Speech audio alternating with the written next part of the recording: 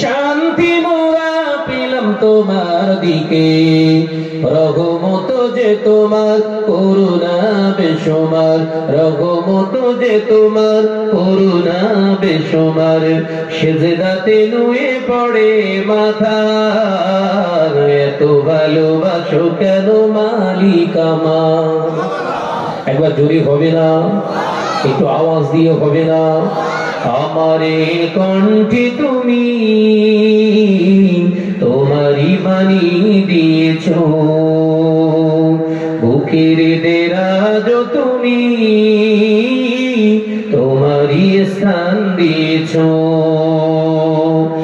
এত ভালোবাসো কেন মালিক আমার, কি করে শুকর করি আমি তোমার, কি করে শুকর করি আমি তোমার। লা ইলাহা ইল্লাল্লাহ, জোরে জোরে লা ইলাহা ইল্লাল্লাহ।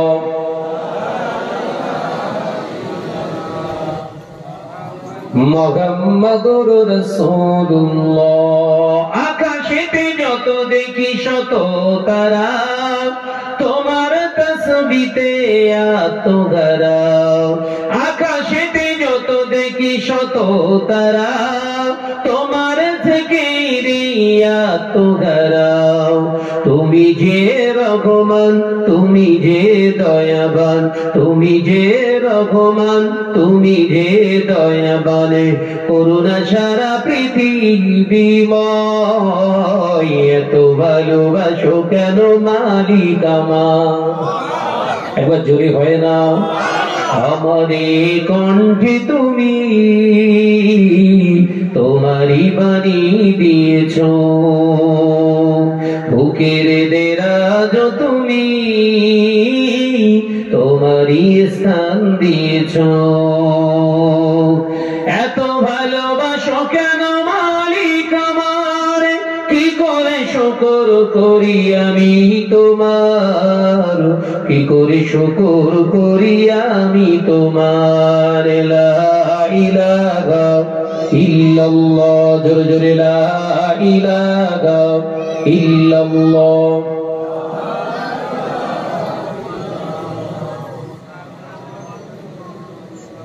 قال الله تعالى في كلامه المجيد والفرقانه الحميد: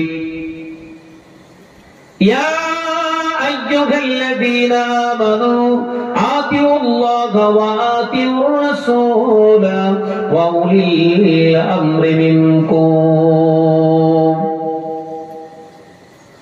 قال الله تعالى أيضا في كتابه مخبرا وآمرا: يا أيها الذين آمنوا استعينوا بالصبر والصلاة إن الله مع الصابرين. قال رسول الله صلى الله عليه وسلم: من قال لا إله إلا الله فدخل الجنة.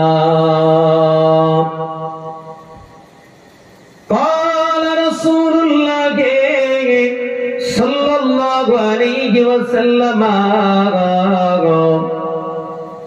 لا يؤمن أحدكم حتى أكون أحب إليه من ماله وأهله والناس أجمعين.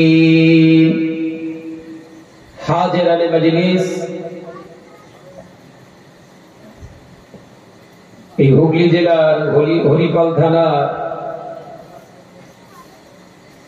বাহিরখল গ্রামে দুল্লা নওজোয়ান যুবক ছেলেদের প্রচেষ্টায় এই বাৎসরিক ইসালে সওয়াব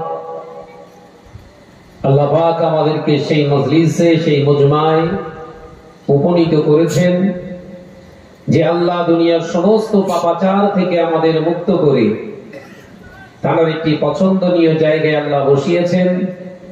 সেই মহান স্রষ্টা রব্বুল আলামিনের দরবারে কালিমাতুশ শুকর আদায় করে একবার কান খুলে আওয়াজ তুলে পড়ি আলহামদুলিল্লাহ। আওয়াজ দেন। সালাতু সালাম জানাই বিশ্ব নবীর দরবারে, যে নবীকে আল্লাহ সৃষ্টি না করলে কুল কায়নাতকে আল্লাহ সৃষ্টি করতেন না। জোরে বলুন সুবহানাল্লাহ। সে নবীর প্রতি জানাই দরুদ ও সালাম, উচ্চ আওয়াজে পড়ি সাল্লাল্লাহু তাআলা আলাইহি ওয়াসাল্লাম। আজকের জলসার নির্বাচিত সম্মানীয় সভাপতি মহাশয়, সামনে বসে থাকা আমার শ্রদ্ধেয় মুরব্বিয়ান গণেরা, সমবয়স্ক নওজোয়ান যুবক বন্ধুবর, স্নেহের কচিকাচারা, পর্দানা সিনা, আমার স্নেহা গর্ভধারিণী জনম দুঃখিনী ধার্মিকা মা ও বোনেরা, আল্লাহ পাক আমাদেরকে দুনিয়ায় সৃষ্টি করেছেন, পাঠিয়েছেন। তার উদ্দেশ্য কিন্তু একটাই, আমরা যাতে কিছু কামাই করতে পারি। উদ্দেশ্য তারা মহানত্ব জাহির করার জন্য নয়। এই দুনিয়ার জমিনে আল্লাহ আমাদেরকে পাঠিয়েছেন একটাই উদ্দেশ্যে, আমরা যাতে কিছু নিয়ে যেতে পারি।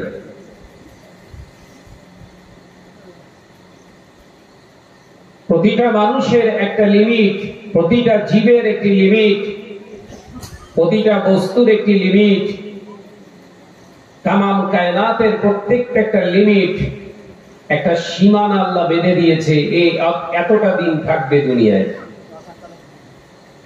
সেটা গাছ থেকে হোক, পশু পাখি থেকে হোক, আর মানুষ হোক। প্রতিটা মানুষের, প্রতিটা জীবের, প্রতিটা কীট পতঙ্গের সৃষ্টিকে আল্লাহ পাক লিমিট দিয়ে দিয়েছে।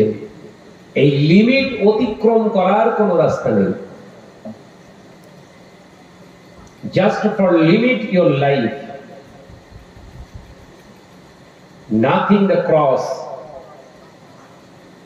আপনি আপনার জীবনের সীমানা লঙ্ঘন করতে পারবেন না, এটা আল্লাহর হুকুম। একবার জোরে বলুন সুবহানাল্লাহ। চেষ্টা করলেও পারবেন না, চেষ্টা না করেও পারবেন না। তাহলে এখানে যখন আমাদের আল্লাহ সীমানা বেঁধে দিয়েছে, সেই সীমানা অতিক্রম করার আমাদের স্পর্ধা যদি আমরা দেখাই, ক্ষতিগ্রস্ত হব। আজকে এই দুল্লা গ্রামে আমি আপনাদের কাছে একদম প্রথম, তাই তো নাকি? দেখুন, দুধ অত্যন্ত সুস্বাদু এবং পুষ্টিকর একটি খাবার। দুধ, তাই তো নাকি? দেখতে পুরো সাদা, খেতেও বেশ সুস্বাদু। ওই দুধের উপকরণ থেকে বিভিন্ন খাবার তৈরি হচ্ছে। দুধকে কেটে ছানা তৈরি হচ্ছে, কেউ ছানা হিসাবে খাচ্ছে, আবার ওই ছানাকে সুন্দর করে তৈরি করে মিঠাই মিষ্টি তৈরি করছে। আবার ওই দুধকে কেউ কেটে ছানায় রূপান্তরিত না করে দইয়ে রূপান্তরিত করছে। দুধ কিন্তু একটা জায়গায় দাঁড়িয়ে। ঠিক এই দুধের থেকে, দুধ যেমন পুষ্টিকর, দুধ যেমন উপকার মানুষের জীবনে, ঠিক ওই দুধটা ততটাই কিন্তু আপনার কাছে বিষে রূপান্তরিত হবে। বিজ্ঞান সায়েন্স গবেষণা করে বার করেছে, ঠান্ডা দুধ যদি কেউ প্রতিনিয়ত সেবন করতে থাকে, অতি শীঘ্রই কঠিন রোগে আক্রান্ত হবে। কি দুধ বলেছে? জোরে বলেন। আবার বিজ্ঞান গবেষণা করে বললেন যে এই দুধটা তাদের জন্য খাওয়াটা উপকার নয়, যাদের শরীরে অতিরিক্ত পরিমাণে রক্তের ভিতরে কোলেস্টেরল আছে। তাহলে দুধ কিন্তু পুষ্টিকর খাবার, দুধ কিন্তু সুস্বাদু খাবার, সবার জন্য কিন্তু উপকার নয়। কথা বুঝতে পারবেন? কেন উদাহরণ দিলাম? সমাজে আলেম প্রচুর বেরিয়েছে, ওয়াইজিন প্রচুর বেরিয়েছে, কোরআন হাদিসের দরদর করে বর্ণনাকারী বড় বড় মুহাদ্দিস, মুফাসসির ইকরাম, বড় বড় বক্তা, লেকচারার বেরিয়েছে। সমাজের বুকে আর অভাব নেই। তারপরেও কিন্তু মানুষ কিন্তু আল্লাহ এবং রাসূল থেকে আলাদা হচ্ছে। এই কথা ঠিক না ভুল জোরে বলে? সমাজে আজকে থেকে 30 বছর আগে কি 40 বছর আগে মুসলিম সমাজে এত পরিমাণে ধর্মীয় জলসা কিন্তু হতো না। হতো কি? আমার জানা মতে আমি যখন ফুরফুরা শরীফে পড়াশোনা করছি, সামানিতলায় শুধু জলসা হতো, বিরাট বড় একটা মজলিস, এখনো হয়। এদিকে জলসা হতো কনকপুর হুজুর কেবলার ওখানে, তাই তো নাকি? ঠিক বলছি তো? এই জলসাগুলো মার্কা মারা ছিল। কিন্তু এখন গ্রামে গ্রামে জলসা, পাড়ায় পাড়ায় জলসা, পদবি পদবিতে জলসা। মল্লিকরা জলসা দিলে শেখেরাও জলসা দেয়। কথা ঠিক বলছি না ভুল করে বলে? কম্পিটিশন চলছে, আর বক্তারা এসে বিভিন্ন আইটেমের বক্তব্য এখানে পেশ করছে। কেউ কোরআন নিয়ে এত সুন্দরভাবে ব্যাখ্যা দিয়ে বেরিয়ে যাচ্ছে, একের পর এক আয়াত, আয়াতের পর আয়াত, আয়াত ছাড়া কোনো কথা হয় না। কিন্তু হাকিকাতে ওই বক্তাটা যতটা আয়াত পড়েছে, ওই আয়াতের উপরে ওর জিন্দেগিটা চালনা করেছে কিনা একবারও কিন্তু ভাবিনি। যে কটা আয়াত তার জীবনে সে তেলাওয়াত করেছে, মানুষকে বুঝিয়েছে, এই বক্তাটা অতটা আয়াতের উপরে জীবনটা গঠন করলে আল্লাহ ওলি হয়ে যাবে। একবার জোরে বলুন না। তাহলে উপদেশ দেনেওয়ালা মানুষের সংখ্যা বেড়ে গেছে, আসলে এই উপদেশটাকে মান্যতা দেওয়ার মানুষের সংখ্যা কমে গেছে। কথা আলোচনা বুঝতে পারছেন না? যার কারণে মুসলিম সমাজ পুরো ভেঙে গেছে। কিরকম ভেঙে গেছে? মল্লিক, পাঠান, মন্ডল, সৈয়দ, সিদ্দিক এটা নয়, ভেঙে গেছে কোথায়? মুসলমানের দাড়ি আছে, টুপি আছে, নামাজ আছে, রোজা আছে, কোরআন তেলাওয়াত আছে, আল্লাহর ভয় কিন্তু অন্তরে আর নেই। বলেন, আল্লাহর ভয় অন্তরে নেই। অন্তরে না থাকার কারণে আমরা আল্লাহকেও ছাড়ছি না, রাসূলকেও ছাড়ছি না, হাক্কানি আলেমে দ্বীন আল্লাহ ওয়ালাদেরকেও আমরা ছাড়ছি না। বিভিন্ন প্রকারের, বিভিন্ন রকমের, বিভিন্ন কিসমের আমরা মানুষের কাছে ধারণা তৈরি করে দিচ্ছি, যেটা রাসূল পাক সাল্লাল্লাহু আলাইহি ওয়াসাল্লাম বলেছেন সম্পূর্ণ নিষিদ্ধ, হারাম, কাবীরা গুনাহ।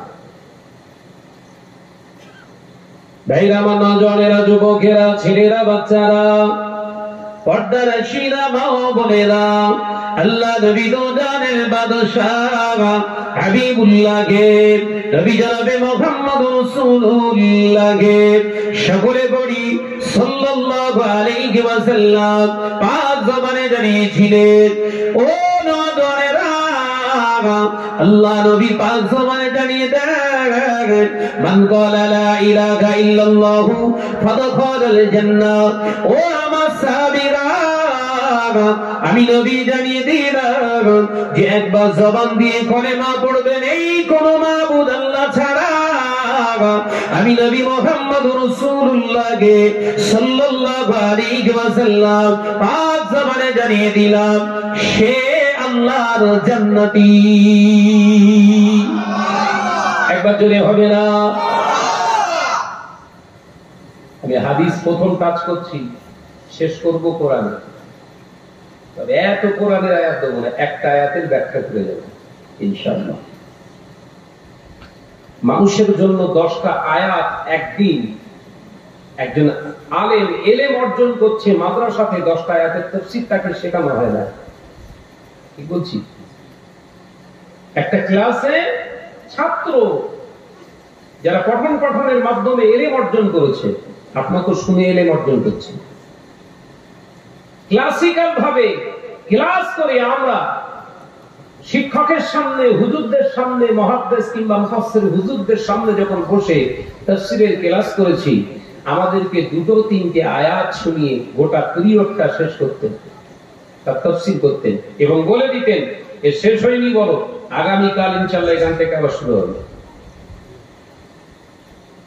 কিন্তু 2 ঘন্টার জলসায় আপনারা মাদ্রাসার চৌকাঠ দেখেননি, কোরআনের ক জানেন না, আপনাদেরকে শোনানো হয় 15 আয়াত। কথা বুঝতে পারছেন না? আচ্ছা ছেড়ে দেন, আলেম ওলামাদের কাছে ছেড়ে দেন। আল্লাহ কোরআনের মালিক, কোরআন নাযিল করেছেন তো তিনি, এই জোরে বলেন না। কোরআন আল্লাহর পক্ষ থেকে এসেছে তো। আল্লাহ ইচ্ছা করলে, হাবিবকে তো আল্লাহ মহাপণ্ডিত বানিয়েছেন, মহাজ্ঞানী, জ্ঞানের সাগর। আল্লাহ ইচ্ছা করলে 6666টি আয়াত 23 বছর ধরে না পাঠিয়ে একসঙ্গেই তো সিনাতে দিয়ে দিতে পারতেন। পারতেন না? পারতেন? ধরে বলে আল্লাহর কাছে অসম্ভব কিছু আছে? আল্লাহ একটু একটু করে দিলেন কেন? আল্লাহ বলছে লাউ আনজালনা হাযাল কুরআন, আমি আল্লাহ যদি কোরআনকে নাযিল করতাম, জাবালিল্লা রাআইতাহু খাশিয়াম মুতাসাদ্দিয়াম মিন খাশিয়াতিল্লাহ, এই কোরআনের ভার, এই কোরআনের মাধুর্য, এই কোরআনের ওয়েট ওই পাহাড় সহ্য করতে পারত না। পাহাড়ের উপরে নাযিল করলে গোটা পাহাড়টা চূর্ণ বিচূর্ণ হয়ে যেত। একবার জোরে বলুন, একবার জোরে বলেন। পাহাড় শক্ত না মানুষের সিনা শক্ত বেশি? আল্লাহ বলছে কোরআনকে যদি নাযিল করতাম, পাহাড়ের উপরে, পাহাড়ের বহন করার ক্ষমতা রাখে না, চূর্ণ বিচূর্ণ হয়ে যেত। হাবিব, আমি আল্লাহ রহমানুর রহিম, তোমার সিনাকে প্রশস্ত করে দিয়েছি, আমি আল্লাহ বিদীর্ণ করে দিয়েছি, আমার গোটা কোরআনকে একটু একটু করে তোমার সিনাতে আমি আল্লাহ ধারণ করিয়ে দিয়েছি। জোরে বলুন, একবার জোরে বলুন। খালি কোরআন একটু একটু খাবেন না বেশি বেশি খাবেন? কথা বলছেন না কেন? ইমাম গাজ্জালী রাহমাতুল্লাহ আলাইহি বললেন, আমি কোরআন খতম করছি 40 দিন ধরে। সুবহানাল্লাহ বলেন। ইমাম গাজ্জালী রাহমাতুল্লাহ আলাইহি বলছেন, আমি কোরআনের খতম দিতাম 40 দিন ধরে। 40 দিন ধরে তেলাওয়াত করতেন এক খতম। কিন্তু আজকের সমাজে, গতকালকে আমার মামাজান ইন্তেকাল করেছেন, তার মাদ্রাসার ছাত্রদেরকে ফোন করে ডাকা হয়েছে, 10টা ছেলে এসেছে।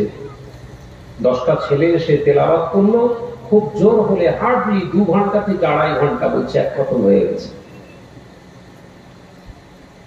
খারাপ ভাববেন না। এই যে কোরআন অতিরিক্ত সেবন করলে, অতিরিক্ত একই দিনে আপনার সিনাতে ধারণ করলে, মাথাতে ঢোকালে, এই কোরআনের বিচ্ছুরিত জ্ঞান আপনার থেকে দূরে সরে গিয়ে আপনি পথভ্রষ্টতার একটা জায়গা তৈরি করে নিজের ভিতরে আনে ফেলবেন। কোরআনকে বুঝতে গেলে একটু একটু শিখতে হবে। ওই জন্য মাদ্রাসার পঠন পাঠনের সিলেবাসের ভিতরে রয়েছে এক পারা গোটা বছর ধরে এক পারা কোরআনের তাফসীর শেখো, ওইটা আবার পরীক্ষা দাও 2 বার। মাদ্রাসার ছাত্র 2-1 থাকলে আমার আলোচনা বুঝতে পারছে। আপনারা তো খেটে খাওয়া মানুষ, কোরআন কিছুই জানেন না। সেই কোরআনের 15টা আয়াত যদি আজকে আমি 2 ঘন্টা ওয়াজ করে আপনাদেরকে বোঝাই, নিঃসন্দেহে এই স্টেজটা আমার ভুল রাস্তায় চলছে। কথা বুঝতে পারছেন না? ওই আলেমকে জিজ্ঞাসা করুন, হুজুর আপনি প্রতিদিন আপনার হুজুরের কাছ থেকে, শিক্ষকের কাছ থেকে আজকে যতটা তাফসীর আমাদেরকে শোনালেন, অনুবাদ শোনালেন, এতটাই একদিনে শিখেছিলেন? ওর মাথা হেড হয়ে যাবে, ওর মাথা হেড হয়ে যাবে, বলার অবকাশ থাকবে না। যাক, আলোচনা যেটা বোঝাতে চেয়েছিলাম, তাহলে আমি আলোচনা প্রসঙ্গে আপনাদেরকে একটু বোঝালাম। অসুবিধা হলো নাকি? বিরোধিতা করছি না, সমাজকে সঠিকটা দেওয়ার চেষ্টা করুন। ধোঁকা খাচ্ছে আমাদের দ্বারা সমাজ, আমরা ধোঁকা দিচ্ছি। ভাইরা, আমার নজনেরা, যুবকেরা, ছেলেরা, বাচ্চারা, পর্দাদাসীরা, মা ও বোনেরা, আল্লাহ নবী পাক জবানে জানালেন, ও বাবা সাহাবীরা, আমি নবী তোমাদের জানিয়ে দিলাম, যদি জবান দিয়ে একবার কলেমা পড়ে নাও, নেই কোনো মাবুদ আল্লাহ ছাড়া, আমি নবী মুহাম্মদ রাসূলুল্লাহকে সাল্লাল্লাহু আলাইহি ওয়াসাল্লাম পাক জবানে জানিয়ে দিলাম অবশ্যই তোমরা জান্নাতে প্রবেশ করবে। একবার জোরে হবে না? এ নওজোয়ানেরা, সাহাবায়ে কিরামেরা, আল্লাহ নবীর দরবার থেকে শ্রবণ করলে নবী আমার পাক জবান থেকে যখন এই কথা বললেন সাহাবায়ে কিরামেরা খুশি হয়ে গেলেন। আল্লাহ নবী সাহাবীরা খুশি হয়ে গিয়েছে। নবী আমাদেরকে জান্নাতি জান্নাতি জান্নাতি বলে দিলেন।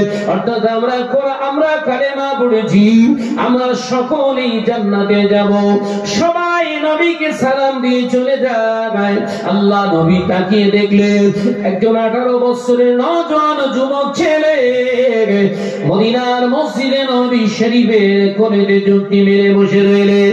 আল্লাহ নবী দোজারে বাদশাহ হাবিবুল্লাহকে, নবী জনাবে মুহাম্মদ রাসূলুল্লাহকে সকলে বলি সাল্লাল্লাহু আলাইহি ওয়াসাল্লাম হুজুর আমার জিজ্ঞাসা করলেন কাইফা ইয়া আবু হুরায়রা, হে আমার আবু হুরায়রা কি ব্যাপার? আল্লাহ নবী সাহাবী 18 বছরের নওজোয়ান যুবক ছেলেটা বলেছিলেন ইয়া রাসূলুল্লাহ ইয়া হাবিবাল্লাহ হুজুর আপনার কাছে আমি বসে রইলাম এই কারণে আজকে যে জবানে আপনি পাক জবান দিয়ে কথাটা বলেছেন মান ক্বালা লা ইলাহা ইল্লাল্লাহ ফাদাখালাল জান্নাহ। ইয়া রাসূলুল্লাহ হাবিবাল্লাহ আমি আবু হুরায়রা চাই এই কথাটাকে কোটকোটার দুনিয়ার জমিনের ঘরে ঘরে ঘরে ঘরে পৌঁছে দিতে চায়। সবাই যদি একবার কলেমা পড়ে নেয় আল্লাহর রহমতে জান্নাতি হয়ে যাবে। এটা জোরে হবে না? সবাই জান্নাতি হয়ে যাবে। কাজটা ভালো না খারাপ? সেই দুধের উদাহরণটা মাথায় রাখবেন কিন্তু।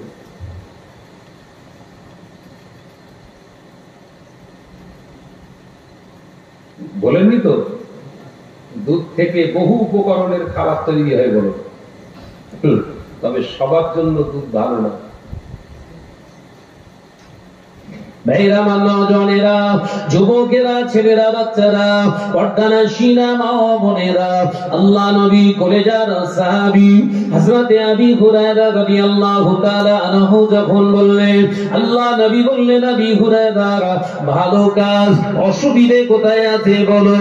ইয়া রাসূলুল্লাহ হাবিবাল্লাহ আমি 18 বছরের নওজোয়ান, মানুষের কাছে যখন দাওয়াত দেব হয়তো আমাকে কেউ অনেকে বিশ্বাস করবে না, কিন্তু আপনার কাছে যদি একটা আমি জিনিস চাই ওটা যদি আপনি আমাকে দেন, আমি আবু হুরায়রা আমার দীর্ঘ বিশ্বাস আমার কথা আর কেউ অবিশ্বাস করবে না। আল্লাহ নবী বললেন কি চাই তোমার? ইয়া রাসূলুল্লাহ হাবিবাল্লাহ আপনার নালাইন শরীফ দুটো আমায় দেন, আপনার পায়ের জুতা মোবারক দুটো আমাকে দেন, আপনার জুতা মোবারক দুটো আমি বুকে তুলে নিয়ে মদিনার অলিতে গলিতে মক্কার অলিতে গলিতে আরবের সমস্ত জায়গায় দাওয়াত দেব।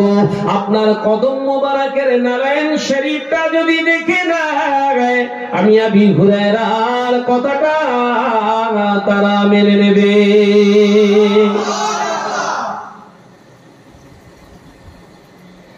নবীর প্রতি কাফেরেরা ঈমান আনেনি, কিন্তু রাসূলুল্লাহর লেবাস কাফেরেরা বিশ্বাস করতেন এটা মুহাম্মদুর রাসূলুল্লাহ সাল্লাল্লাহু আলাইহি ওয়াসাল্লামের লেবাস। একবার জোরে বলুন সুবহানাল্লাহ। হাজার হাজার টাকা লক্ষ লক্ষ টাকা খরচ করছে ঘরের ছেলেরা, কোটি কোটি টাকার মালিক মুসলমান, এখনো লেবাস ঠিক হলো না। রাগ করছেন?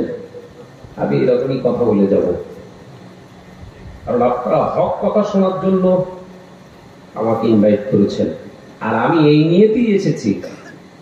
তবে আল্লাহ হয়তো চেয়েছে আমি এসেছি, আল্লাহ হয়তো চেয়েছে, কিন্তু এরকম মজলিসে উঠে আমি ওয়াজ করবো আমি নিজে কোনোদিন ভাবিনি। অন্য কোনো জায়গা, অন্য কোনো মানুষের জায়গা হলে হয়তো ব্যাকে চলে যেতাম। বড় বড় আলেমদের সঙ্গে আমি জলসা করি না, কথা বুঝতে পেরেছেন? বড় বড় আলেমদের সঙ্গে আমি জলসা করি না। ভাইজান হুজুর কেবলারা এবং অন্যান্য সিলসিলার যে সমস্ত আলেমে দ্বীন রয়েছেন তাদের সঙ্গে হজ করি, সব ছোট তো হজ করি। ভাইরা, আমার নজনেরা, যুবকেরা, ছেলেরা, বাচ্চারা, পর্দানাশীনা মা ও বোনেরা, আল্লাহ নবী কলেজার সাহাবী হযরতে আবী হুরায়রা রাদিয়াল্লাহু তাআলা আনহু হুজুর আমার যখন এই কথা বললেন, আল্লাহ নবী বললেন, বাবা আবী হুরায়রা, ওই যে আমার জুতা মোবারক দুটো রয়েছে নিয়ে চলে যাও। কলিমা দাওয়াত দিতে যাচ্ছ, এতে আর বাধ্যবাধকতা কোথায় থাকবে? যাও, ওই আবার নালাইন শরীফ আছে নিয়ে চলে যাও। একবার জোরে বলুন না, একবার জোরে হবে না? কলিমার দাওয়াত খারাপ নয়, নবী বললেন কলিমার দাওয়াত খারাপ নয়, ভালো। কেমন ভালো এটা বুঝে নেন। ভাইরা, আমার নজনেরা, যুবকেরা, ছেলেরা, বাচ্চারা, পর্দানাশীনা মা ও বোনেরা, আল্লাহ নবী কলেজার সাহাবী হযরতে আবী হুরায়রা রাদিয়াল্লাহু তাআলা আনহু হুজুর আমার আল্লাহ নবীর নারায়ণ শরীফ দুটা জুতা মোবারক দুটা ধরে চুমা খেলেন, বুকে জড়িয়ে ধরলেন, আল্লাহ নবীকে সালাম দিয়ে দরবার থেকে বিদায় হয়ে গেলেন। হুজুর আমার মদিনার রাস্তা দিয়ে হেঁটে হেঁটে যায়, আওয়াজ দিতে থাকে, ও মদিনার আবাল বৃদ্ধ বনিতারা, কুফারে কুরাইশেরা, ইহুদিরা, শুনে নাও, জেনে নাও, আমার নবী পাক জবানে জানিয়েছে, তোমরা যদি একবারে কলেমা পড়ে নাও, নেই কোনো মাহবুদ আল্লাহ ছাড়া, আমি রাসূলুল্লাহ দরবার থেকে আসি, আমার কথা বিশ্বাস না হয় দেখো রাসূলুল্লাহর নারায়ণ শরীফ দুটো আমি এনেছি, আল্লাহ নবী পাক জবানে জানিয়েছে তোমরা জান্নাতি হয়ে যাবে। একবার জোরে হবে না সুবহানাল্লাহ? আল্লাহ নবী সাহাবী হযরতে আবী হুরায়রা রাস্তা দিয়ে আওয়াজ তুলে তুলে যেতে লাগলেন। ওই রাস্তার উল্টো দিক দিয়ে রাসূলুল্লাহর দরবারে আরো একজন সাহাবী আসে, নাম তার হযরতে ওমর ইবনে খাত্তাব। যে রাস্তায় প্রচার করতে করতে যাচ্ছেন ওই রাস্তার উল্টো দিক দিয়ে আসছে কে? আমিরুল মুমিনিন, খলিফাতুল মুসলিমিন, ফারুকে আযম হযরতে ওমর রাদিয়াল্লাহু তাআলা আনহু আসছেন, বিশ্বনবীর সাহাবী। আবী হুরায়রা চিল্লে চিল্লে বলছেন, কথাটা দারুণ ভাবে শোনার জন্য দাঁড়িয়ে পড়লেন, ভালো করে শুনে নেই আগে কি বলছে। মান ক্বালা লা ইলাহা ইল্লাল্লাহু ফাদখালাল জান্নাহ, বুখারীতে এসেছে হাদিসটি, বাবুল ঈমানের অধ্যায় থেকে আলোচনা করছি। যে নামাজ, রোজা, হজ, যাকাত, আপনার এলে আপনার জুব্বা টুপি আগে নয়, ভিতরটা ঠিক করুন আগে। এই কথা বুঝতে পারছেন না? কি ঠিক করবেন আগে? লেবাস নাকি? ভিতরটা ঠিক করেন। ওই জন্য বুখারীর হাদিসে এসেছে বাবুল ঈমানের অধ্যায়ে আরেকটি হাদিস, রাসূল বললেন বানিউল ইসলাম আলা খামসুন, আল্লাহ রাসূল বললেন ইসলামের পাঁচটা স্তম্ভ। প্রথমেই রাসূলুল্লাহ বললেন, কি বললেন? শাহাদাত, অন্তর থেকে বিশ্বাস করতে, মুখে জাহির করতে হবে লা ইলাহা ইল্লাল্লাহু মুহাম্মাদুর রাসূলুল্লাহ। জোরে বলুন সুবহানাল্লাহ, একবার জোরে বলেন সুবহানাল্লাহ। ইসলামের প্রথম স্তম্ভ শুরু হয় ভিতর থেকে। সুবহানাল্লাহ বলেন সুবহানাল্লাহ। বলি সাহেব, তোমার লেবাস, বেশভূষা, কথাবার্তা তো খুব ভালো, ভিতর ঠিক আছে না হিংসায় জর্জরিত, অহংকারে জর্জরিত? কোনটা? যদি এটা থেকে থাকে, এলেম ছিল ইবলিসেরও, আযাজিল থেকে হয়ে গেছে জাহান্নামী ইবলিস। এই কথা বলছে দেখেন ভাইরা, বাবা, যুবকেরা, বিশ্বনবীর সাহাবী হযরতে আমিরুল মুমিনিন, খলিফাতুল মুসলিমিন হযরতে ওমর রাদিয়াল্লাহু তাআলা আনহু দূর থেকে শ্রবণ করলেন। কথাটা কি বলছে আগে শুনি। মুসলমানের এটাই বৈশিষ্ট্য হওয়া দরকার, কি বলছে আগে ভালো করে বুঝুন। কথা বুঝতে পারছেন না? কি বলছে কথাটাকে আগে ভালো করে শুনুন, বুঝুন, তারপরে প্রশ্ন করবেন, তারপরে ধরবেন। বুঝলেন না, কিছুই শুনলেন না, ওই ও বলেছে তাই আমি শুনেছি তাই লড়াই করছি। বলছে এমন ঝড় হয়েছে গরু গাছ উঠে গেছে। তো চল চল দেখতে যাই, দেখতে যাই, গিয়ে দল বেঁধে গিয়ে দেখে বলে কই গাছে তো গরু নেই। বলছে আসলে আমাদের আশাতেই ও নেমে গেছে। একবারও ভাবলো না গরু কিভাবে গাছে উঠতে পারে। ভাইরা, আমার নজনেরা, যুবকেরা, ছেলেরা, বাচ্চারা, পর্দানশীলা মা ও বোনেরা, আল্লাহ নবীর জলিল কদর সাহাবী ফারুক আযম হযরত ওমর রাদিয়াল্লাহু তাআলা আনহু হুজুর আমার দেখতে পাওয়া যায় আল্লাহ নবীর জলিল কদর সাহাবী হযরত ওমর রাদিয়াল্লাহু তাআলা আনহু সম্পদ বিক্রিতে আল্লাহ রাসূলের সাহাবী অতি দ্রুত হযরত আবী হুরায়রার কাছে আসলেন। প্রশংসা করলেন না, বাহবা দিলেন না, হাসলেন না, গাম্ভীর্যের সঙ্গে আওয়াজ দিলেন, এ আবী হুরায়রা ভাই, স্পর্ধা তোমাকে দিল, স্পর্ধা তোমাকে দিল, এ মাজাল কোত্থেকে তুমি পেলে? এ আবী হুরায়রা, আমার নবীর পাক জবানের বাক্যকে কলকে তুমি আর বিকৃত করে সমাজকে বিভ্রান্তের জায়গায় আনতে চাইছো। চলো রাসূলের দরবারে। বলার সাথে সাথে আবী হুরায়রার জুব্বাটা পাকড়ে ধরেছে। হযরতে আবী হুরায়রা জুব্বাটা যখন ধরলেন, হযরতে ওমরের অবস্থা দেখে আবী হুরায়রা কোনো শব্দ করলেন না, কারণ আবী হুরায়রা জানে ওমর এমন একজন মুসলমান যে মুসলমানটা রাস্তা দিয়ে গেলে শয়তান ওই রাস্তায় 40 দিন আসে না। একবার জোরে হবে না? কেরাম মুসলমান যে রাস্তায় ওমর এলে ওই রাস্তায় শয়তান আর তাকায় না। যাওয়া তো দূরের কথা, ওরে বাপরে বাপ, গিয়েছে ওমর, যাওয়া যাবে না। ঈমান ঈমান, সুবহানাল্লাহ। আর আমরা রাস্তা দিয়ে আসলে ইবলিশ শুয়ে থাকে, কথা বলে না, বলে হুজুর আসছে। ইবলিশ আমাদের হুজুর বলে ডাকছে, তার মানে আমরা শয়তানেরও হুজুর। তাহলে আমরা কত বড় শয়তান, কথা বলেন তো। অসুবিধা হচ্ছে? এ নওজোয়ানেরা, যুবকেরা, ছেলেরা, বাচ্চারা, পর্দানশীলা মা ও বোনেরা, হযরত আবী হুরায়রা রাদিয়াল্লাহু তাআলা আনহু এটাও শুনেছে ওমর যে রাস্তা দিয়ে যায়, ওমরের ঈমানের বহরে, ঈমানের জজবার ওসিলায় শয়তান বিদম্বিত হয়ে উল্টো রাস্তা ধরে পালায়। একবার জোরে হবে না? মুসলমান যে রাস্তা দিয়ে মুসলমান যায় ওই রাস্তা দিয়ে শয়তান আসে না 40 দিন। এটা আমাদের ঈমানের উপরে বিশ্বাস রাখেন? বলছে দেখেন, আমরা যে রাস্তা দিয়ে যাই সেই রাস্তায় আর 40 দিন নাই, একদিন শয়তান আসে না। হবে বিশ্বাস? রাস্তা দিয়ে কেন হাঁটতে যাবে? আমাদের মাথায় চেপে যায়। কথা বলছে না কেন? শয়তান আমাদের মাথায় চেপে যায়। যে ভাইরা, আমার নওজোয়ানেরা, যুবকেরা, ছেলেরা, বাচ্চারা, পর্দানশীলা মা ও বোনেরা, আল্লাহ নবী সাহাবী হযরতে আবী হুরায়রা ভয়ে জড়সড় হয়ে গিয়েছে। আওয়াজ করলে হয়তো ওমর এক আছাড়ে আমাকে মেরে ফেলবে। না না, কোনো শব্দ করার দরকার নাই, ওমরের ফয়সালাটাই আমি মেনে নিই। চুক্তি মেরে রইলেন। রাসূলুল্লাহর দরবারে চলে আসলে আল্লাহ নবীর দরবারে হযরতে আবী হুরায়রাকে আসামি হিসাবে ধরে এনেছে। রাসূলুল্লাহকে সালাম দিলে, আসসালাতু ওয়াসসালামু আলাইকা ইয়া রাহমাতাল লিল আলামিন। হুজুর, একজন আসামিকে ধরে এনেছি, বিচার করে দিন। কলেমার দাওয়াত দিতে যাচ্ছে, নাম তার আসামি। আল্লাহু আকবার। দাওয়াত দিতে যাচ্ছে কিসে? কলেমা, জান্নাতের রাস্তায় মানুষকে আহ্বান করছে।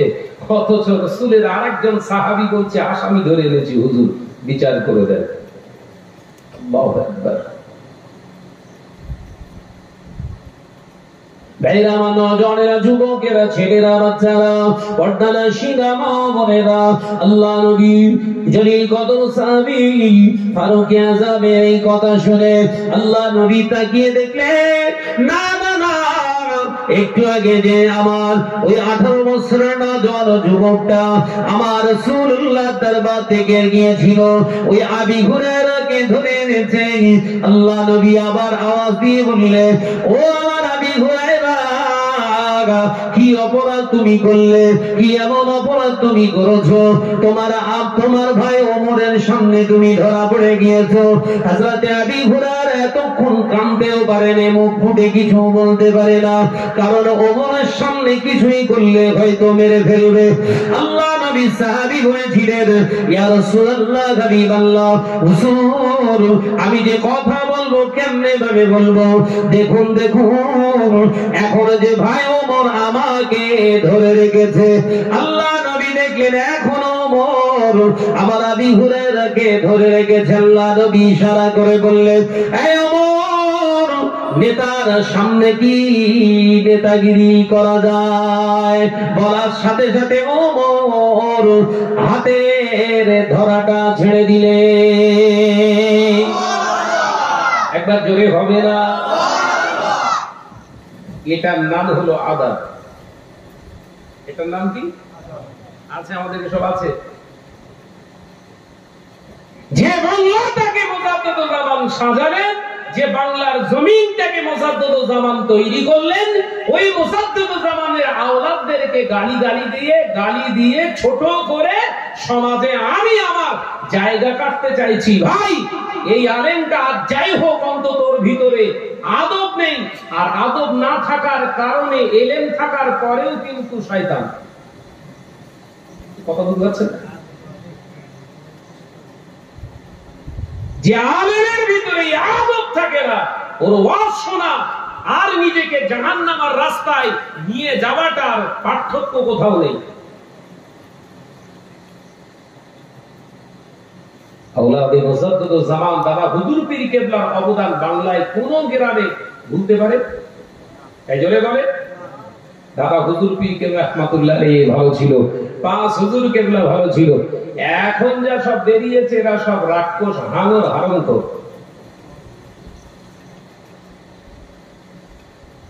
কথা বুঝতে পারছেন না? এখন যা বেরিয়েছে এরা রাক্ষস, হারামখোর, এরা শুধু টাকা আর বউ ছাড়া কিছু চেনে না। ভাই, এরকম যদি বক্তব্য কোন বক্তা কোরআন হাদিসের বিরাট বিশারদ জাননিওয়ালা হয়, আর আপনাদেরকে দাওয়াত দিয়ে সেই বক্তার সামনে বসে ওয়াজ নসিহত শোনার জন্য দাওয়াত আপনারা পান, ওই মজলিসে যাওয়া যায়? এই জোরে বলেন। বাড়িতে বসে থাকবেন, গুনাহ হবে না, এখানে বসে থাকলে গুনাহ হবে। কারণ রাসূল পাক সাল্লাল্লাহু আলাইহি ওয়াসাল্লাম বললেন পাক জবানে, আল গিবাদু আশাদ্দু মিনাজ জিনা, যারা গীবত করে, পরনিন্দা করে, এরা জিনাখোরের থেকে নিকৃষ্ট। এ আবার আলেম করতে গিয়ে হলো কথা বলছেন না? এ তো জিনাখোরের থেকে খারাপ। তাহলে এর আসরে বসা থাকা মানে গুনাহটা আপনার হলো না সওয়াব হলো? এই জোরে বলে। চোর চুরি করে আর চুরি করাটা দেখে, প্রতিবাদ করে না। রাসূলুল্লাহ বললেন চোর আর এই ব্যক্তি দুজন নয়, এরা দুজনাই হলো এক। কথা বুঝতে পারছেন না? দাদা হুজুরকে যদি মহব্বত করতে হয়, দাদা হুজুরের শুধু 16 নম্বরটা ধরে আছেন কেন? 57টা ওসিয়াত। 57টা ওসিয়াত মানতে গেলে 1 থেকে শুরু করতে হয়, 16 থেকে নয়। কথা বলছেন না কেন? আপনারা গুনতে জানেন? গুনতে গেলে কিভাবে গুনতে হয়? 1 2 3 4 5 6 তো নাকি না 16 15 14 এরকম? হ্যাঁ, 1 2 3 4 5 সমাজকে 16 শোনানো হয়, 1 2 3 4 5 শোনানো হয় না। কারণ ওই কাঠগড়ায় আমি আসামি হয়ে বসে রয়েছি। কেন 16টা শুধু শোনাবো? সমাজকে বিভ্রান্ত করে, সমাজকে চ্যুত করে আমি শাহানাদ একটু বড় হওয়ার চেষ্টা করছি। যে একটা বড় দাগ, 1 ফুটের একটা বড় দাগ একটা বোর্ডে কেটে দিলাম, দিয়ে বললাম এই দাগটাকে ছোট করুন, মোছা যাবে না।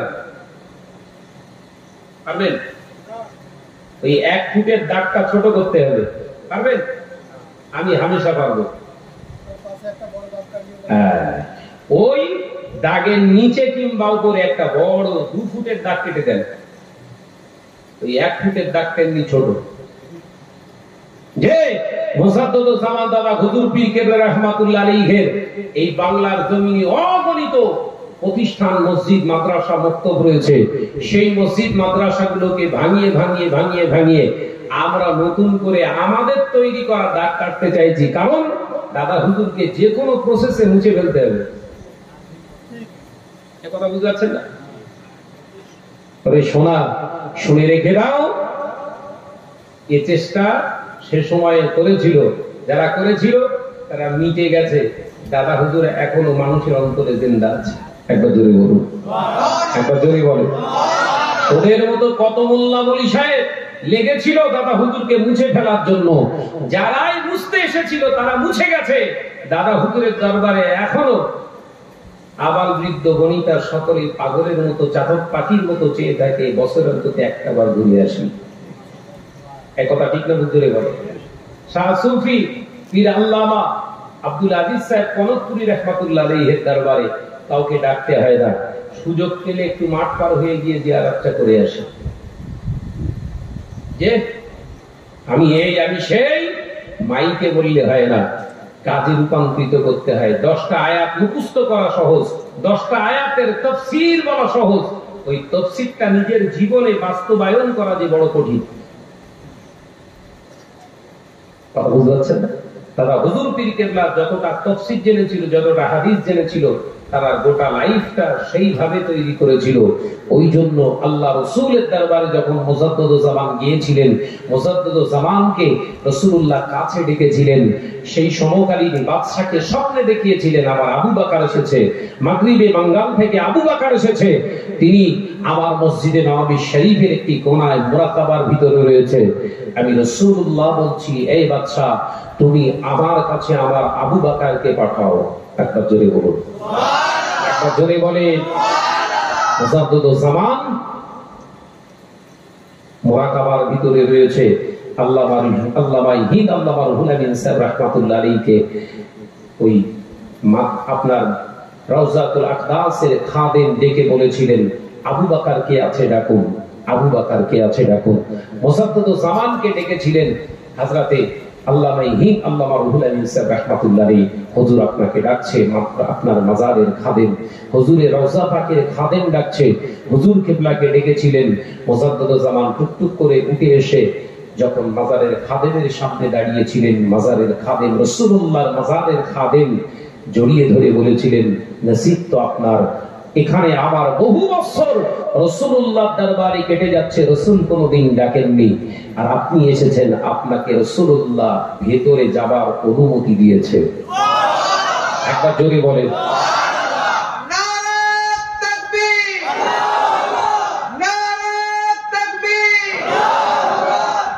আপনাকে ডেকেছে, আপনি ঢুকুন, আপনাকে অনুমতি দেয়া হলো। আমি রমজানে ঘুরে এলাম, 20 দিন ছিলাম রাসূলুল্লাহ দরবারে, রাসূলের দেশে। বিশ্ব নবীর সালাম দিয়েছি আমরা, বাবু সালাম থেকে ঢুকে এতটা ডিসকান্সে নিয়ে সালাম দিয়েছি। কিন্তু আবু বকর সিদ্দিক রাহমাতুল্লাহ আলাইহি, তিনিও আলেম ছিলেন, কোরআনের বড় একজন জ্ঞানী মানুষ ছিলেন, তিনিও দূর থেকে সালাম দিতে পারতেন, রাসূলুল্লাহ শুনতে পেতেন, কিন্তু রাসূল বলছেন না, আবু বকর সালাম দেবে আমার ভিতরে ঢুকে। অর্থাৎ রওজার গেট খুলে দেওয়া হয়েছিল, ওই জালির ভিতরে ঢুকে রাসূলুল্লাহর সামনে দাঁড়িয়ে তিনি সালাম দিয়ে এসেছিলেন। জোরে বলুন সুবহানাল্লাহ, জোরে বলেন সুবহানাল্লাহ। এলেম থাকলেই হবে, বলছে এলেম থাকলেই পীর হওয়া যাবে, ওর কথায় শয়তান পীর। যুবকেরা, ছেলেরা, বাচ্চারা, পর্দানা শিনা মা বোনেরা, আল্লাহ নবী বলে যান সাহাবী হযরতে আবি হুরায়রাকে রাসূলুল্লাহ প্রশ্ন করলেন, এ আমার আবি হুরায়রা, কি এমন অপরাধ করেছো, কি ব্যাপার? হযরতে আবি হুরায়রা টুকরে কেঁদে ফেললেন, ইয়া রাসূলুল্লাহ, হাবিবাল্লাহ, হুজুর আমি চুরি করিনি, আমি মিথ্যা কথা বলিনি, আমি এমনি করে জিনা ব্যভিচার করিনি, অন্যায় রাহাজানি করিনি, আমার ভাই আমার ওমর আমাকে ধরে এনেছে, ইয়া রাসূলুল্লাহ, হাবিবাল্লাহ, আমার অপরাধটাই হলো মান ক্বালা লা ইলাহা ইল্লাল্লাহু দাখালাল জান্নাহ। ইয়া রাসূলুল্লাহ, হাবিবাল্লাহ, হুজুর এটাই আমার ভাই ওমরের কাছে আমরা অপরাধ করেছি। আল্লাহ নবী বললেন, ও আমার ওমর, আমার আবি হুরায়রা যেটা বলেছে এটাই কি আবি হুরায়রার অপরাধ বলে বিবেচিত করলে? হ্যাঁ ইয়া রাসূলুল্লাহ হাবিবাল্লাহ, এটাই হলো আবি হুরায়রার অপরাধ। আল্লাহ নবী বললেন, এই কথাটা তো আমারই কথা, আমি রাসূলুল্লাহ বলেছি, তুমি কি শোনোনি? হ্যাঁ ইয়া রাসূলুল্লাহ হাবিবাল্লাহ, হুজুর এই কথাটা আমি অবশ্যই শুনেছি। আল্লাহ নবী বললেন, তবে কেন একে পাকড়াও করলে? ইয়া নবী আল্লাহ, ইয়া রাসূলুল্লাহ রাহমাতাল লিল আলামিন, হুজুর বিয়াদবি মাফ করুন, আমি কেন ধরে এনেছি আপনাকে, একটু আপনাকে আমি জিজ্ঞাসা হতে চাই, আপনি দয়া করে একবার আমার প্রশ্নের উত্তরটা দিন। ইয়া রাসূলুল্লাহ হাবিবাল্লাহ, হুজুর আমি ওমর, আপনার কাছ থেকে যদি উত্তরটা আমি পেয়ে যাই, এই প্রচারের ভিতরে অপরাধটা কোথায় আছে সেটাও আমি বুঝিয়ে দিতে পারবো। একবার জোরে হবে না? আমি আপনার কাছে এটাই জানাতে চাইছি, এই যে কি অপরাধ করছে, ভুলটা করছে, সেটা শুধরে দেওয়ার জন্য আপনাকে একটা উত্তর দিতে হবে। আমার দেবেন ইয়া রাসূলুল্লাহ? দিয়া তুমি নেবেন না? বলো, শিগগিরই বলো। এই ওমর, বলো কি তোমার প্রশ্ন, জানতে কি চাই তোমার মন? ইয়া রাসূলুল্লাহ হাবিবাল্লাহ, হুজুর ইয়া রাসূলুল্লাহ হাবিবাল্লাহ, হুজুর আমি ওমর কালেমা পড়লাম, লা ইলাহা ইল্লাল্লাহ ফাদখালাল জান্নাহ, আমি জান্নাতে চলে যাব। হুজুর আমি কালেমা পড়ব, লা ইলাহা ইল্লাল্লাহ, নামাজ আমি আদায় করব না। হুজুর আমি কালেমা পড়ব, লা ইলাহা ইল্লাল্লাহ, আমি জিনা ব্যভিচার করব। হুজুর আমি কালেমা পড়ব, লা ইলাহা ইল্লাল্লাহ, হুজুর আমি সুদের টাকা খাবো। হুজুর আমি কালেমা পড়ব, লা ইলাহা ইল্লাল্লাহ, হুজুর আমি মিথ্যা কথা বলবো। হুজুর আমি কালেমা পড়ব, লা ইলাহা ইল্লাল্লাহ, হুজুর আমি পৃথিবীর জমিনে মানুষকে ঠকিয়ে বেড়াবো। ইয়া রাসূলুল্লাহ হাবিবাল্লাহ, হুজুর আমি কালেমা পড়ব, লা ইলাহা ইল্লাল্লাহ, পৃথিবীর জমিনে অন্যায় রাখাদানি যা কিছু আছে আমি করব। ইয়া রাসূলুল্লাহ, ইয়া হাবিবাল্লাহ, হুজুর আমি আবি হুরায়রা, আমি ওমর ইবনুল খাত্তাব, আমি কি জান্নাতি? হুজুর আমি কি জান্নাতি? আল্লাহ নবী লা জবাব, কোন উত্তর দিলেন না। আল্লাহ নবী খামোশ খেয়ে গেলেন। মাথা মোবারক, সের মোবারকটাকে আল্লাহ নবী নিচু করে মাটির দিকে দেয়ার নবী চেয়ে চুপটি মেরে বসে রইলেন। হযরত ওমর আবার প্রশ্ন করলেন, ইয়া রাসূলুল্লাহ হাবিবাল্লাহ, আমি কালেমা পড়ব, লা ইলাহা ইল্লাল্লাহ, হজ আমার খরচ, আমি হজ করব না। হুজুর আমি কালেমা পড়ব, লা ইলাহা ইল্লাল্লাহ, পৃথিবীর জমিনে আমার উপরে যাকাত ফরজ হয়ে গিয়েছে। হুজুর আমি যাকাত আদায় করব না। হুজুর আমি কালেমা পড়ব, লা ইলাহা ইল্লাল্লাহ, পৃথিবীর জমিনে এমনি করে পরনিন্দা পরচর্চায় ব্যস্ত থাকবো। ইয়া রাসূলুল্লাহ হাবিবাল্লাহ, তাহলে আমি ওমর কি জান্নাতি?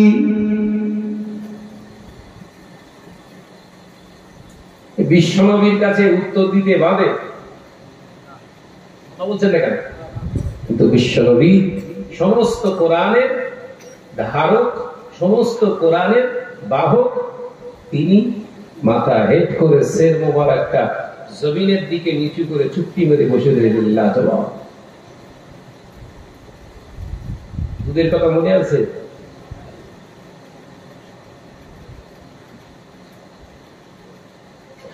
ও নজরেরা, মুরব্বিয়ান গণেরা, ছেলেরা, বাচ্চারা, পর্দানাশীরা, মা ও বোনেরা, আল্লাহ নবী কিছুক্ষণ পরে দয়ার নবী সের মোবারকটাকে মাথা উঁচু করে, মাথা মোবারকটা উঁচু করে ওমরের দিকে ফিরে তাকিয়ে হুজুর মুচকে হেসে বলেছিলেন, লা নবিয়া বাদি, ও আমার ওমর, আমার পরে আর কোন নবী আসবে না। আমি হলাম খাতামান নবী, ওয়া আনা খাতামান নবী, পৃথিবীর জমিনে আমি হলাম শেষ নবী, আমার পরে আর কোন নবী আসবে না। ও আমার ওমর, আমি রাসূলুল্লাহ তোমায় জানিয়ে দিলাম, আমার পরে যদি পৃথিবীর জমিনে কাউকে আল্লাহ নবুয়ত দিয়ে পাঠাতে, আমার পরে নবী হিসাবে আল্লাহ আমার ওমরকে নবী হিসাবে পৃথিবীর জমিনে পাঠিয়ে দিতে। একবার জোরে হবে না?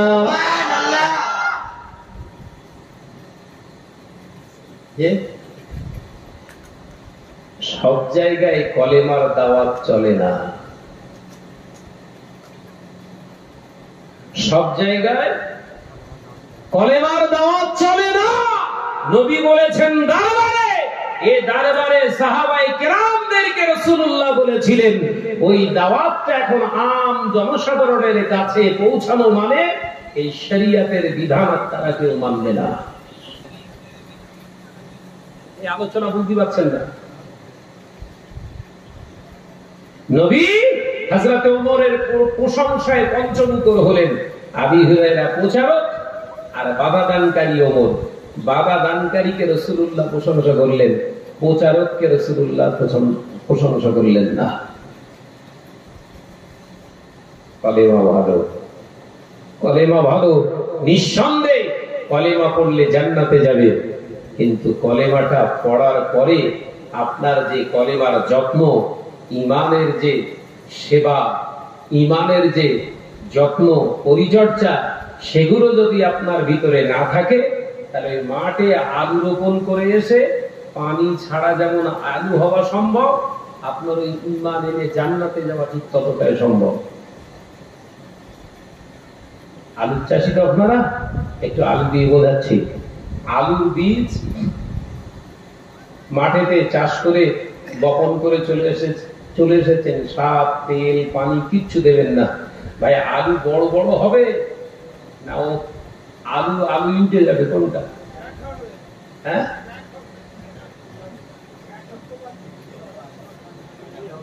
ভাই আলু বসিয়েছেন তো, আলু বসালে এটা যেমন আপনার দায়িত্ব, আপনি আলু বসা রোপণ করার পরে আপনার দায়িত্ব কমে না, আরো বাড়ে। আপনি কলেমা পড়েছেন, আপনি জানবেন আপনার দায়িত্বটা বেড়ে গেছে। কি? ওই কলেমার দাওয়াত আপনার অন্তরে আপনি গ্রহণ করেছেন, ওই কলেমার পরিচর্যা করুন। ওই কলেমার খোরাকের নাম হলো ওয়াকিমুস সালাত, নামাজকে প্রতিষ্ঠিত করা। একবার জোরে বলুন, একবার জোরে হবে না? ওই কলেমার পরিচর্যা করা, ওই কলেমার ওই ইমানের খোরাক হলো নামাজ।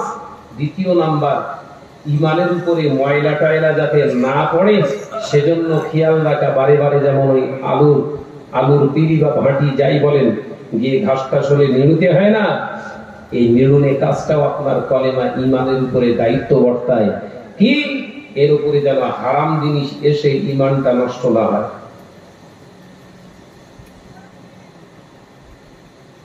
ইমানের পরিচর্যা নিয়েছেন, নামাজ আদায় করছে কত মুসলমান, হাজারো হাজারো লাখো লাখো মুসলমান নামাজ পড়ছে। নামাজ পড়ার পরেও আপনাদের এই দুল্লা গ্রামে কি অবস্থা আমি জানি না, মুসলিম সমাজে 95% এখন সুদের আওতাভুক্ত। বলে ফেললাম। এই কুরবানি অনেকেই একা দিতে পারে না, ভাগে দিচ্ছে। একটা গরুতে 7 জন, কি 4 জন, 7টা ভাগে কি 4টে ভাগে কুরবানি। যে আবার অনেক দিয়েছে, অনেকে দিচ্ছে। আর 2-3 দিন পরই আল্লাহ চাইলে বকরা ঈদ হবে, কুরবানি ঈদ হবে, ঈদুল আজহা হবে। হ্যাঁ, ভালো দুধ দুলে গরু, হৃষ্টপুষ্ট গরু কিনেছে। ভাই, যে ব্যক্তিটা গরুর পরিচর্যা করছে ও নিজে নামাজ পড়ে না। ভুল করে ফেললে বোধহয়, ত্যাগ করলে হবে না। এখন যে ওই বিরাট 70,000 টাকা দামের গরু এনেছে, ওকে জিজ্ঞাসা করছে, হ্যাঁ গরু কত? বুক ফুলিয়ে বলছে 70,000। ফজরের নামাজ পড়েছিলিস? চুপ করে কথা বলছেন না কেন? তাহলে এই 70,000টা খরচ করাটা ওর ছিল ওয়াজিব, আর এই ফজর নামাজটা পড়া ছিল ওর জন্য ফরজ। এই পয়সা লাগে না, এই পয়সা বিনা পয়সায় আদায় করলে হয়ে যায়। এটাই আদায় করে না, ওইটা নিয়ে ছোটাছুটি করে, কারণ ওতে চর্বি পাওয়া যায়।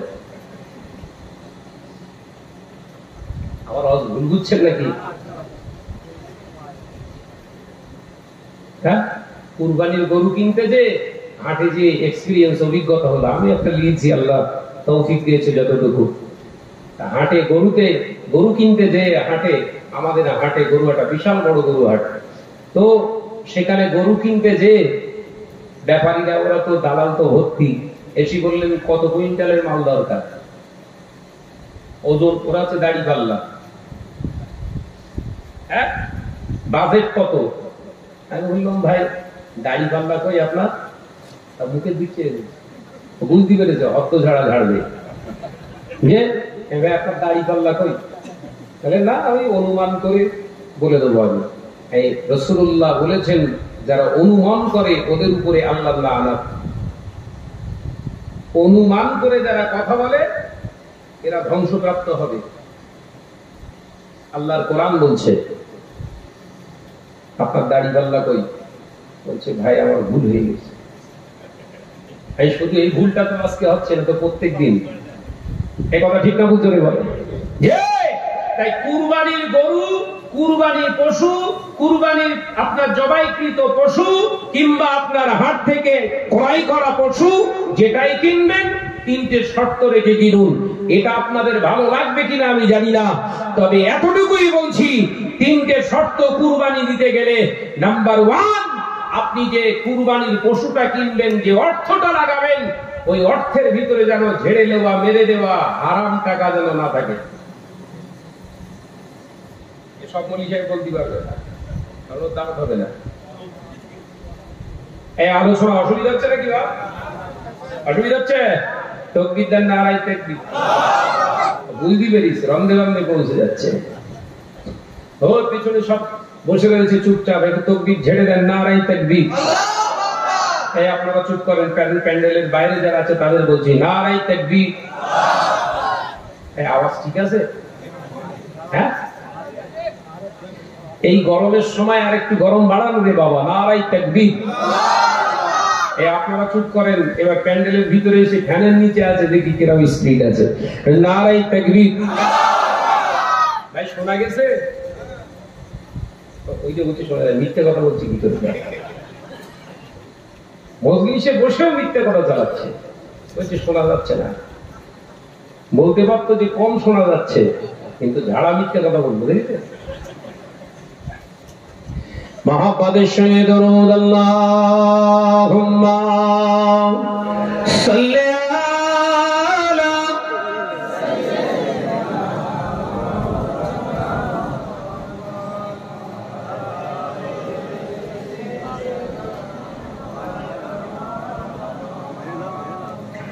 ডেকে লও রাসূলুল্লাহ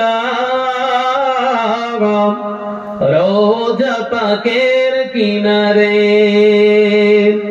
আমি সইতে পারি না বিরহ ব্যথা, ধন্য করো দিদারে। জোরে হবে না? জোরে বলবেন না? ডেকে লও রাসূলুল্লাহ রোজা পাকের কিনারে, আমি সইতে পারি না বিরহ ব্যথা, ধন্য করো দিদারে। আল্লাহুম্মা সাল্লি আলা, মাশাআল্লাহ, আওয়াজ দিয়ে পড়ি, ওয়ালা আলে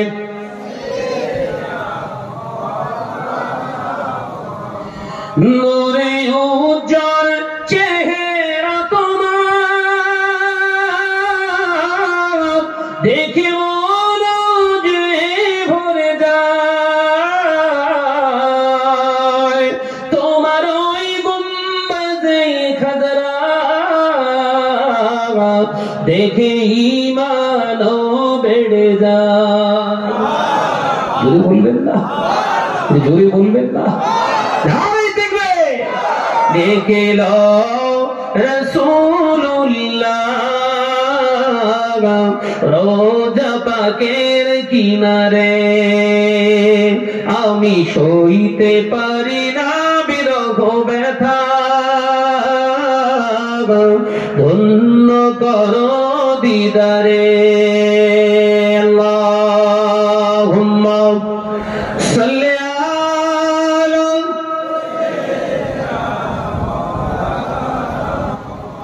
ওয়া আলা আলি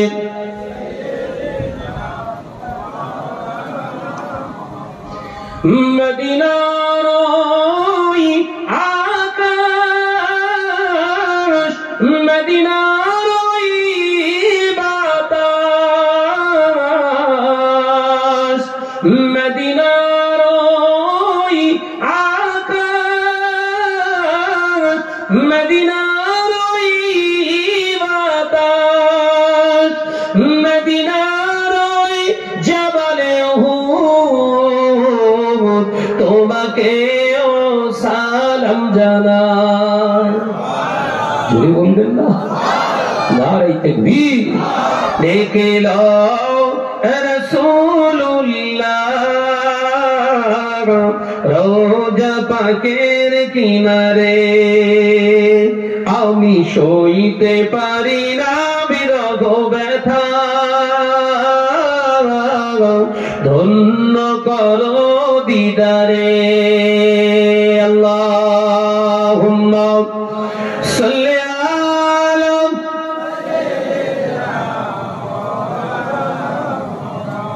ওয়া আলা আলি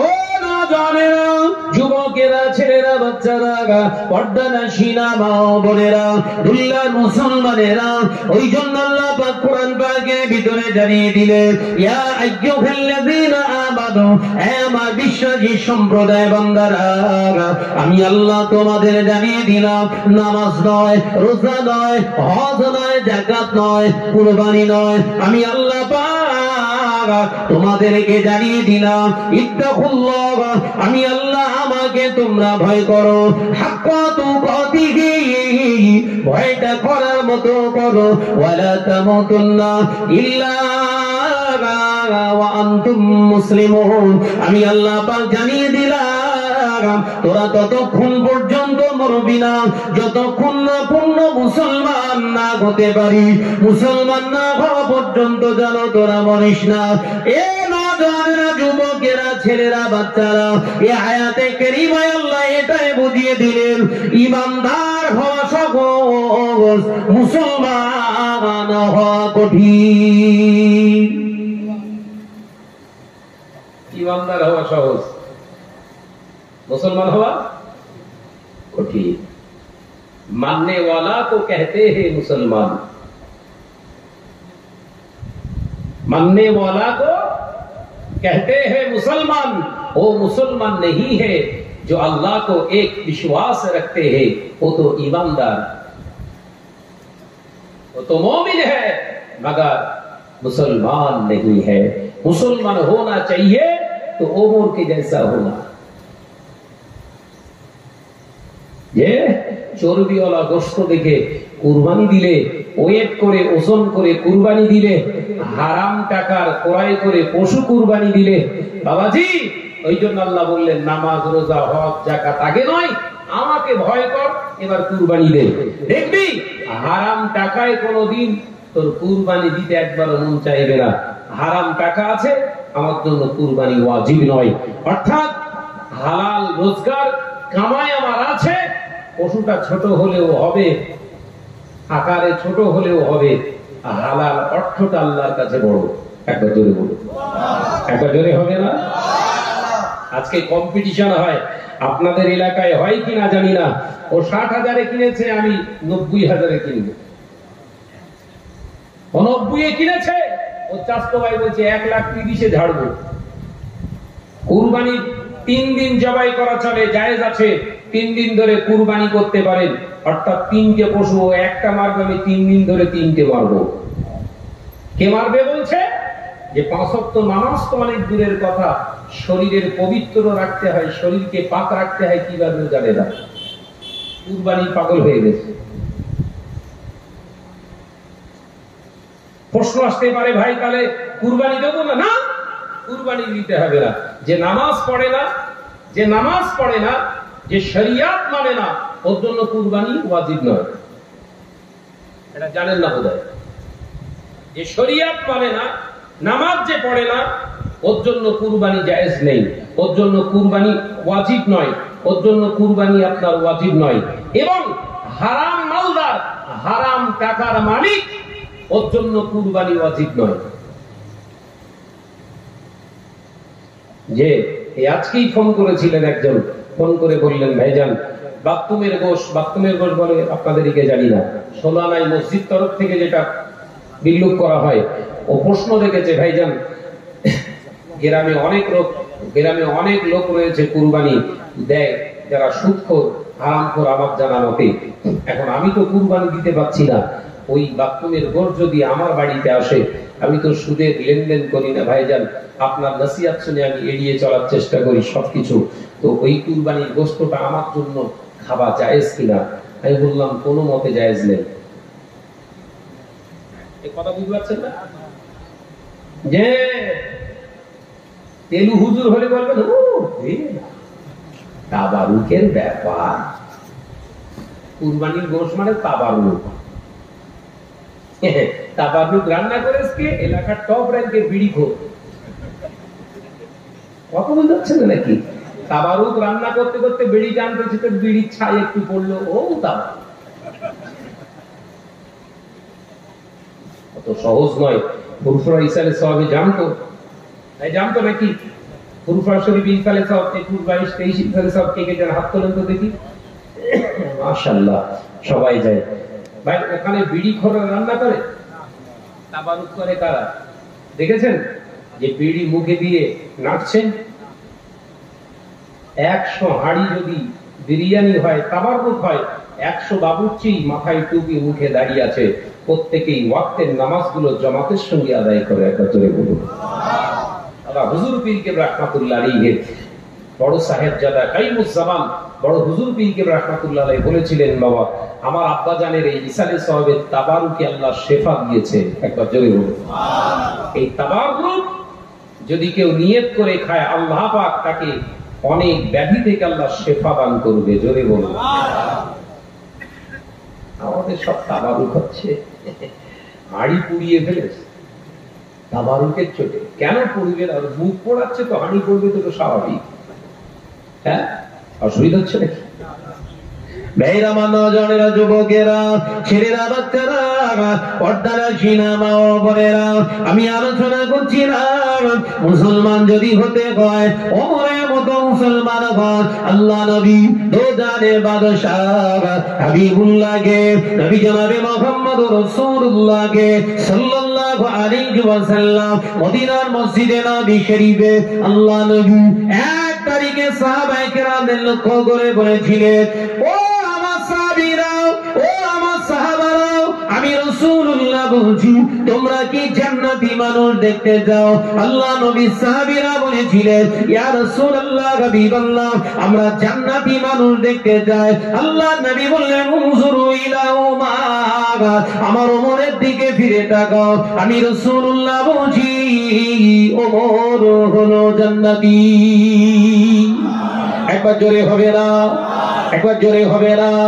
আল্লাহ নবী সাহাবীরা খুশি হয়ে গেলেন। আল্লাহ নবী সাহাবীরা ওয়েলকাম জানাতে লাগলেন, মারহাবা বলতে লাগলেন। হযরতে ওমর খামোশ খেয়ে রইলেন না। হুজুর আমার উঠে দাঁড়িয়ে বললেন, আল্লাহ নবী সাহাবী হযরতে ওমর বললেন, ইয়া রাসূলুল্লাহ, হাবিবাল্লাহ, লা শাক্কা ফি, আমার ভিতরে কোনো সন্দেহ নাই। ইয়া রাসূলুল্লাহ, হাবিবাল্লাহ, আপনি যখন বলেছেন আমি জান্নাতি, বারহাক আমি জান্নাতি হুজুর, তবে আমি ওমর আপনাকে বলতে চাই, আমি যখন জান্নাতের সার্টিফিকেট পেয়ে গেছি, আজকের পর থেকে আমি আর নামাজ আর পড়বো না। এই কুরবানি কারণে ওয়ালাদের ওয়াজ করছি, কত বুঝতে পারছেন না? 3 দিন বাকি আছে, 4 দিন বাকি আছে, একটু শুধরে যান। কি বলছে? ইয়া রাসূলুল্লাহ, হাবিবাল্লাহ, জান্নাতি যখন সার্টিফিকেট পেয়ে গেছি, তার টেনশন কি আছে? নামাজ আর পড়বো না। হাদিস পাক বলছি, পাকা মানাচ্ছি না বলো, মাথার ভিতরে ঢোকাও। আয়াতে কারিমা ওই একটাই পরিচয় করব না। বিশ্বনবী বললেন, বাবা ওমর তুমি জান্নাতি, এটাই হলো শেষ ফয়সালা। নামাজ যদি নাই বা পড়ো, আমি রাসূলুল্লাহ বলছি তবুও জান্নাতি। জোরে হলো না? জোরে হলো না? ইয়া রাসূলুল্লাহ, হাবিবাল্লাহ, তাহলে আমি রমজানে রোজা কিন্তু রাখবো না। আরে ওমর নাই বা রাখলে তবুও জান্নাতি। নামাজ পড়বে না, রোজা রাখবে না, জান্নাতি। ইয়া রাসূলুল্লাহ, হাবিবাল্লাহ, নামাজ শেষ হয়ে গেলে আমি আসবো মদিনার মসজিদে নববী শরীফে, আপনার সঙ্গে একটু সাক্ষাৎ, মুআমালাত, কথাবার্তা, আপনার মহাব্বত, ভালোবাসা। আমি ওমর, আমার জান কুরবান হয়ে যাক, কিন্তু আপনার ভালোবাসা অটুট থাকবে। কিন্তু নামাজ আমি আর পড়ছি না, আমি চললাম। নবী মুচকি হেসে বললেন, ওমর আসো, অসুবিধা নাই। হুজুর আমি চলে যাচ্ছি। ওমর এসো, আমি রাসূল বলছি তবুও তুমি জান্নাতি।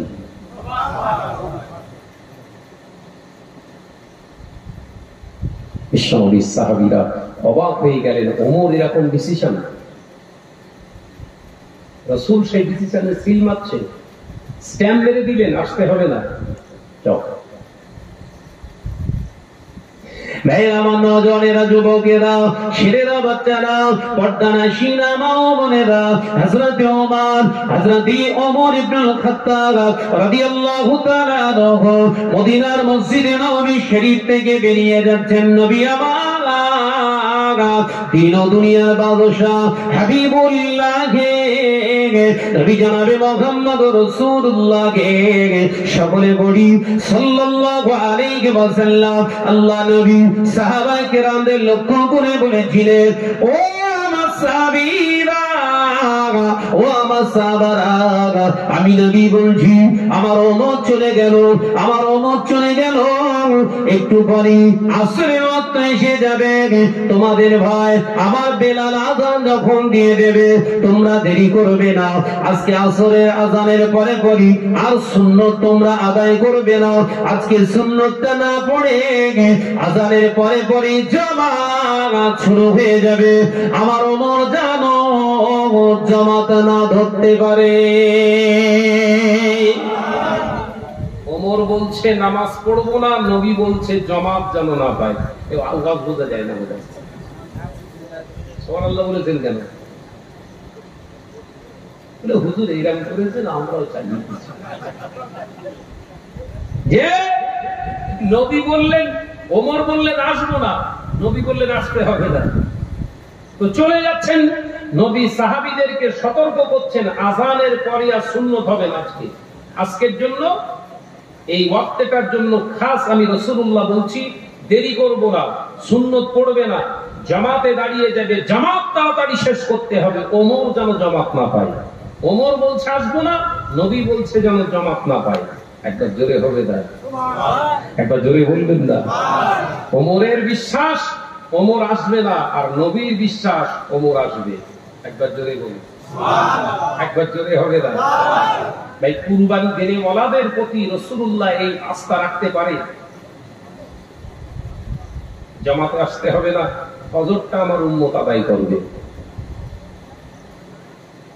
ভাবির ঘুম ভাঙছে সকাল 9টায়,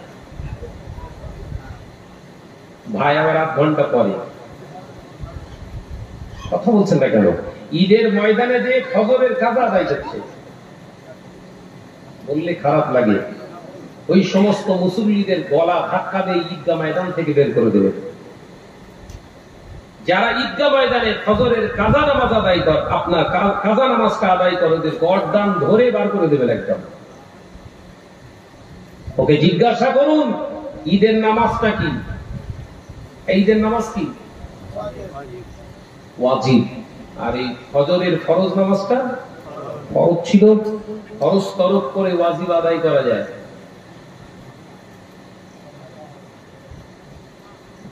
মনে মনে সব গালাগালি করছে, এরে কেন তুললি এরা, কাকে এনেছে এরা, এতে পুরো ব্যবসায় পানি তুলে দেবে এরা। ভাইরা, আমার নজনেরা, যুবকেরা, ছেলেরা, বাচ্চারা, পর্দানাশীরা, মা বোনেরা, আল্লাহ নবী করে যার সাহাবী হযরত ওমর রাদিয়াল্লাহু তাআলা আনহু বেরিয়ে গেলেন। আল্লাহ নবী আওয়াজ দিয়ে বললেন, ও আমার সাহাবীরা, সতর্ক দেখো, আমার বেলাল আযান দেওয়ার সাথে সাথে তোমরা জামাতে দাঁড়িয়ে যাবে। আল্লাহ নবী সাহাবীরা নবীর কথা অনুযায়ী অপেক্ষা করতে লাগলেন। হযরতে বেলাল আযান শুরু করে দিলেন। অক্তজার সাথে সাথে আল্লাহু আকবার, আল্লাহু আকবার, আল্লাহু আকবার, আল্লাহু আকবার। সাহাবায়ে কেরামেরা দাঁড়িয়ে গিয়েছে, কাতারবদ্ধভাবে দাঁড়িয়ে গেলে আল্লাহ নবী ইমামতির জায়গায় দাঁড়িয়ে গিয়েছে। পিছন দিকে তাকিয়ে নবী আওয়াজ তুলে বলে, ও আমার সাহাবীরা, পিছনে যারা রয়েছে তোমরা মদিনার মসজিদে নবী শরীফের দরওয়াজাগুলো ভিতর দিয়ে লক করে দাও, আমার ওমর যেন মসজিদে না ঢুকতে পারে। এ নজরেরা, আল্লাহ নবীর হুকুম, আল্লাহ নবী কথা বললেন, সাহাবায়ে কেরামেরা দেরি করলেন না, সকলেই দরওয়াজা জানালা বন্ধ করে দিলেন। শরীয়তের মাসালা হলো আমার আপনার জন্য এটা, আমার আপনার জন্য এটা, আমার আপনার জন্য এটা হলো মাকরুহ। এ নজরেরা, যুবকেরা, নবীর জন্য ওটা খাস। জামাতের সময় মসজিদের দরওয়াজা জানালা বন্ধ করে নামাজ আদায় করলে ওই নামাজের জামাতটা মাকরুহ হয়ে যাবে। ওটা নবীর জন্য খাস, নবী পারে, আমরা পারি না। একবার জোরে বলুন সুবহানাল্লাহ। খেয়াল থাকবে তো মাসালাটা। অনেকে শীতকালে দরজা বন্ধ করে দিয়ে লাগায়, চালা জামাত। মুসল্লি বলছো, বাবা ঠান্ডা হুহু করে ঢুকতেছে। ঠান্ডা ঢুকতেছে তো তোর বাপের কি? তুই কেটা কম বললে ঢোক, কিন্তু দরজা আটকাস না। মাকরুহ, বলো মাকরুহ জিনিস অসুবিধে নেই। মাকরুহ মানে অসুবিধে নেই মানে তুলছে, দেখেছেন? মাকরুহ শব্দের অর্থ হলো পছন্দনীয় নয়। মাকরুহ শব্দের অর্থ কি? পছন্দনীয় নয়। ওইটা আবার হারামের কাছাকাছি। ওটা হচ্ছে মাকরুহে তাহরিমি বলা হয়। মাকরুহর দুটি ভাগ আছে, মাকরুহে তানজিহ আর মাকরুহে তাহরিমি। এই মাকরুহ তাহরিমি হচ্ছে হারামের পর্যায়ে। ইমামদের মাসআলা ওটা হারামি। যেমন বিড়ি খাওয়া, অনেক মুসল্লি আছে না, দাঁড়িয়ে আছে, ফুসফুস করে ছাড়ে, দেখি মনে হয় যেন কয়লা টেরেলে কয়লা ঢেলতেছে। এ আছে না? না জোরে বলে। জি, ওটা হারাম, ওটা হারাম। মাকরুহ তাহরিমি ওটা হারামি। উলামায়ে কিরামদের, জমহুর উলামায়ে কিরামদের সাব্যস্ত ফতোয়া ওটা হারাম। যে আমার নজনের যুবকেরা, তাহলে মাকরুহ শব্দের অর্থ কি বললাম? হারাম, পছন্দনীয় নয়। তার মানে অপছন্দ কার? আল্লাহ, কার? রাসূলের, কার? হাদিসের, কার? কোরআনের। কোরআন হাদিস আল্লাহ এবং রাসূলের যদি পছন্দ না হয়, ও জামাতটা জামাত হয়েছে তো? তাহলে মাসলা ক্লিয়ার। যদি বরফও পড়ে, মসজিদের দরওয়াজা দেয়া যাবে না, খোলা রাখতে হবে। একটা পাল্লা হলেও খুলে রাখুন, একটা জানালার পাল্লা হলেও খুলে রাখুন। ঠান্ডা তো আল্লাহর নিয়ামত। আল্লাহর ইবাদতে আপনি মগ্ন হয়েছেন, নিশ্চিত আল্লাহ আপনার সালাতের ওসিলায় আপনাকে হেফাজত করবেন। জোরে বলুন সুবহানাল্লাহ। একবার জোরে হবে না? নামাজের ওসিলায় হেফাজত হবে, সেটা তো দেখা গেছে করোনার সময়। কথা বলছেন না কেন? এমনি সময় মসজিদে যায় না। যেই বলেছে পাঁচিল টপকে চায়না থেকে ঢুকে পড়েছে ইন্ডিয়ায়, মসজিদ ভাঙাভাঙি করছে মুসল্লিরা। আল্লাহ বলছে, মসজিদ কিছু বুঝতে পারছি বলে? আল্লাহ না, এরা মনে হচ্ছে আমার মেরে ফেলবে এবার। মসজিদ বলছে আল্লাহকে, কি করব তাহলে? আল্লাহর ঘর মসজিদ বলছেন, আল্লাহ এত দরকার নেই, যারাই ছিল তারাই থাক। কথা ঠিক বলেছে? যারাই ছিল তারাই থাক, অর্থাৎ 6 জন ছিল 6 জনাই থাক। সরকারি সার্কুলার হলো 6 জন আর বেশি জামাতে নামাজ পড়া যাবে না। কথা বলুন। হাকিকাতটা নাকি ভেজাল যে কটা এসেছিল সব তালা মেরে বের কর। করোনার ভয়ে নামাজ পড়ে, আমার হুকুমে যদি নামাজ হতো ও প্রতিনিয়ত গিয়ে মসজিদে জানাতো। ও করোনা টপকে এসেছে, ভারতে ঢুকে গেছে, ভয়ে ভয়ে দৌড়চ্ছে আমার ঘরে। অর্থাৎ ও ভেজাল পার কর, তালা মার। তালা মেরে দিয়েছে, গিয়ে নামা দিচ্ছে, খোল না খোল না। চাষা বলছে এতদিন কুতা ছিলিস, এতদিন কুতা ছিলিস রে। খোলেন না, নামাজের কি মহত্ব বড়। তালা খুলতে চায় না, জোর একটু খোলেন না, একটু খোলেন না, একটু ঢুকি, চল যা। নজনেরা, যুবকেরা, ছেলেরা, বাচ্চারা, পর্দানশীলা মা ও বোনেরা, আল্লাহ নবী কলেজার সাহাবী হযরত ওমর ইবনে খাত্তাব রাদিয়াল্লাহু তাআলা আনহু বাড়িতে আছে। আযানের আওয়াজটা ওমরের কানে এসে গিয়েছে। হযরত ওমর ইবনে খাত্তাব রাদিয়াল্লাহু তাআলা আনহু আযানের আওয়াজটা শোনার সাথে সাথে হুজুর নিজেকে ধরে রাখতে পারছেন না, অস্থির হয়ে যাচ্ছে। হুজুর আবার দেখতে পাওয়া যায় মদিনার মসজিদে নবী শরীফে আল্লাহ নবী জামাতে দাঁড়িয়ে গিয়েছে, সাহাবায়ে কেরামেরা নামাজ আদায় করছে। হযরত ওমর এসে হাজির। হযরত ওমর এসে দেখলেন মদিনার মসজিদে নবী শরীফে দরজা জানালা বন্ধ, ভিতরে রাসূলুল্লাহ সাহাবায়ে কেরামেরা নামাজ আদায় করছে। এ মুসলমানেরা, হযরত ওমর পাগলের মতো হয়ে গিয়েছে।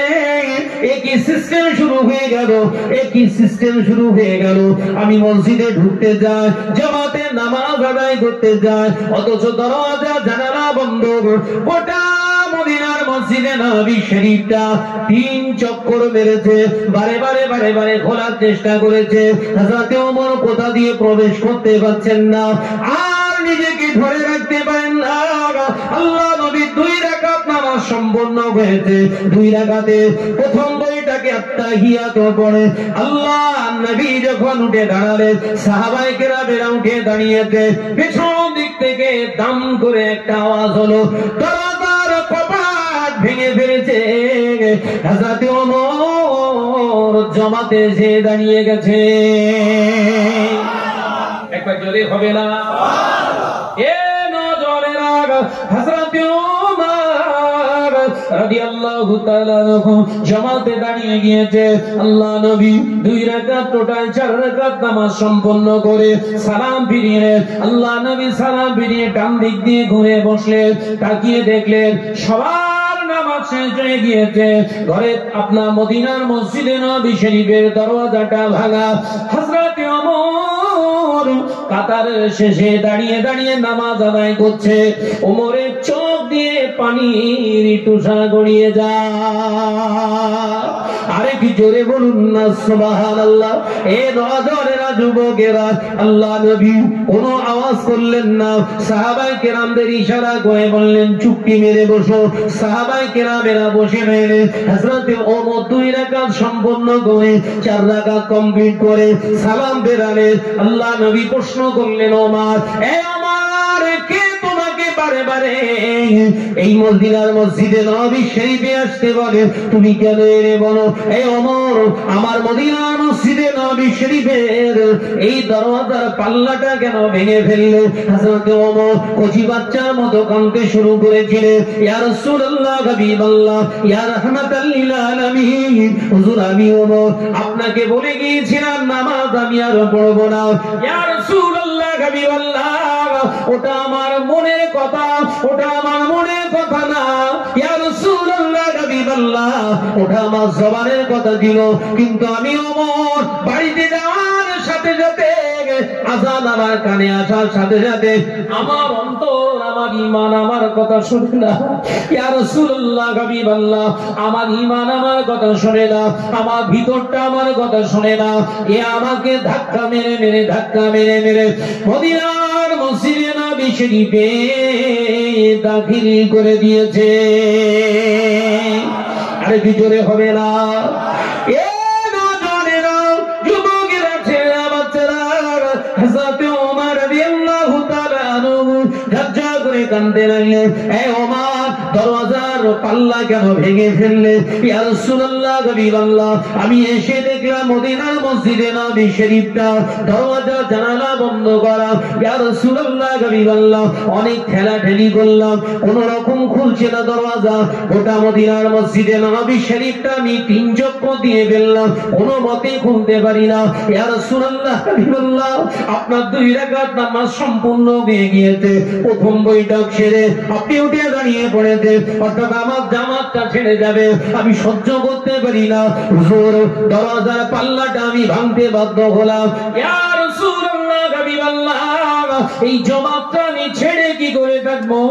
আমার ঈমান আমার অন্তর আমাকে দরজা ভাঙতে বাধ্য করেছে। হুজুর আপনি আমাকে ক্ষমা করে দিন। আল্লাহ নবী বললেন ওমর ওই জন্যই আল্লাহ তোমাকে জান্নাতি বলেছে। একবার জোরে হবে না? নারে তাকবীর। কুরবানি যারা দিচ্ছেন এই আযান শুনতে পান তো সবাই? জোরে বলেন না, আযান শুনেন।